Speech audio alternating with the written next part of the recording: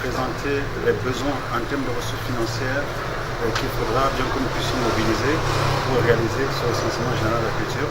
Et nous espérons bien qu'à la suite de cette table ronde, les partenaires pourront se mobiliser pour que nous puissions apporter cet appui nécessaire au gouvernement de Madagascar à travers le ministère de l'Agriculture, de l'Élevage et des Pêches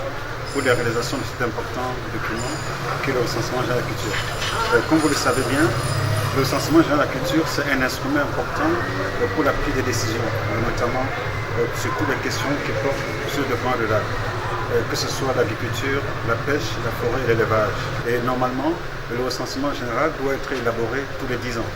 Et nous comptons véritablement sur l'appui technique et financier de tous les partenaires présents pour lancer cet exercice dans les prochaines semaines. Zava-dehibe tokoa ny fahavitany ity fanavoazana ny antotanisa mahakasika ny fambolena fipiana ny jona ary hatramin'ny ala ihany koa eto Madagasikara satria araka ny voalaza teo dia efa tamin'ny taona 4 zany no nisy an'izao recensement général de l'agriculture zao. Mila vozona zany antotanisa mba ahafantarantsika mazava tsara hoe aiza ho aiza misy an'io toerana misy Madagasikara eo amin'ny lafin'izay famokarana eny amin'ny fotoana mahavoatra izay ny ahafahantsika mandrefy tsara hoe aizitsika miainga amin'izao ary inona le tanjona tratratsika sy nezaka vitatsika ao anatin'izay ilay plan émergence Madagasikara zay. Efa misy maridrefy napetraka hotratrarina isika fa tsara ihany koa zany zay maridrefy zay hita ao anatina antotanisa no avozona eto Madagasikara hoe firy moa zany zao vokabary atraizitsika manahoana ny velarantany misy amin'ny biby fioka sy ny sisa isan'ny tatsainy ambanivohitra mbola valopolo isan-jato sady tsy izay maro zany raha totanisa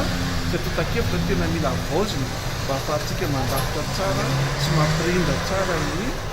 politika ny ministera ny politika stratégique zany zany hoe fantatanterahana n'ilay paikady eo amin'ny ministera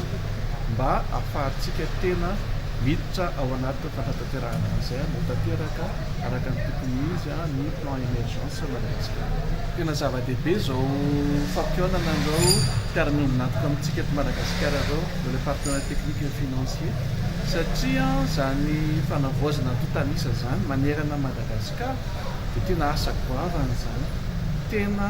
mandeha amin'ny atsipiriany zany ka mila vola be noentina manatanteraka an'izany dia raha ny vokatra ny fanomanana zany zay nataony araka tamin'ny FAO dia eo amin'ny 12,4 tapitrisa $,